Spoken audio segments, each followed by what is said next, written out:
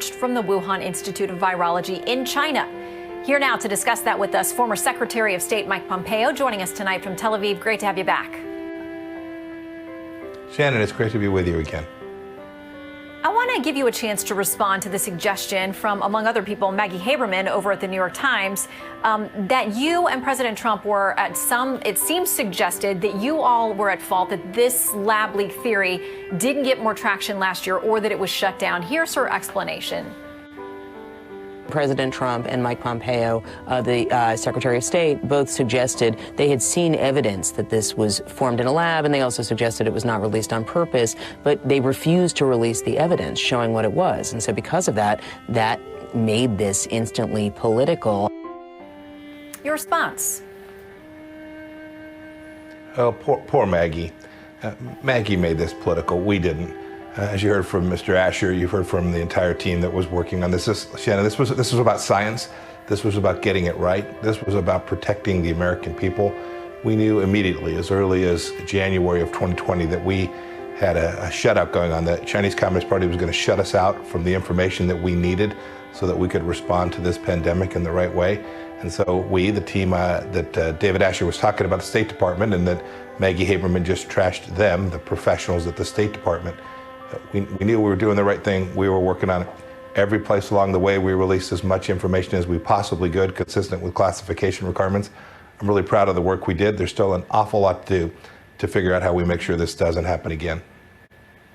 There are a number of ongoing investigations. There are calls for international bodies to get more involved. They say they've done that. Some of them have done it with minimal access or no access or no help from China. But I want to read something that comes to us from the State Department now under the Biden administration. Says there's been incorrect reporting. This is the spokesperson, Ned Price, that the Biden-Harris administration shut down an investigation by the State Department's Bureau of Arms Control and Verification into the origins of the COVID-19 pandemic. That reporting is incorrect.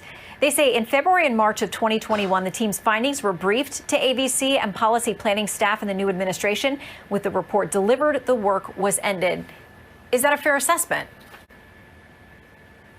You know, I can't say exactly what happened in the Biden administration, so I don't want to get into a process argument or a words argument with them. What I've seen to date is that they have not done the hard work that needs to be done.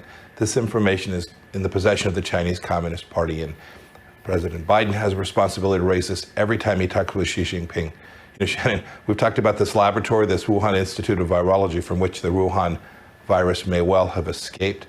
The Chinese Communist Party knows the answer to that. President Biden has a responsibility to ask Xi Jinping and demand that he does this. They're still engaged. They're still engaged in this kind of virus research at that very laboratory. And from what I've seen, there's been no changes in the safety protocols there either. This biorisk is real. It could happen again next time, Shannon. It could be 30 million people in the world that die. We have to get to the bottom of this, and we have to impose cost on the Chinese Communist Party until they share the answers with the world. They know the answers. Yeah, the world deserves those. You're there in Israel. You have had strong working relationships throughout the Trump administration in your service in that region of the world. I'm going to read something from the new Secretary of State, Anthony Blinken. It says Secretary of State Tony Blinken warned Israeli leaders, this was in Axios yesterday, on his visit to Jerusalem this week, that evictions of Palestinian families from East Jerusalem or further unrest on the Temple Mount could spark renewed tension, conflict, and war. It says he was stern with the Israeli leaders. What do you make of the U.S.-Israeli relationship in this very tense moment? Well, Shannon, a couple of things. I remember so well the Trump administration was warned if we made changes to U.S. policy that there'd be the tensions, the war, the violence that Mr. Blinken suggested there. When we moved the U.S. Embassy to Jerusalem, when we allowed the Golan Heights to be properly recognized as Israel's right to occupy them. When we did those things, there wasn't war. When we made clear that some of these settlements were lawful, there wasn't war. Indeed, what happened is when this administration cozied up to the Iranians, when this administration sits at the table with the very entity, the regime in Iran, that is underwriting Hamas, we get missiles in the very place I'm sitting today. We need a policy that works closely with our Israeli friends, with our Gulf state friends, that isolates Iran in a real way. That's good diplomacy. I hope this administration will adopt those same policies that will keep people here in Tel Aviv and throughout Israel safe, and it'll secure American freedom as well.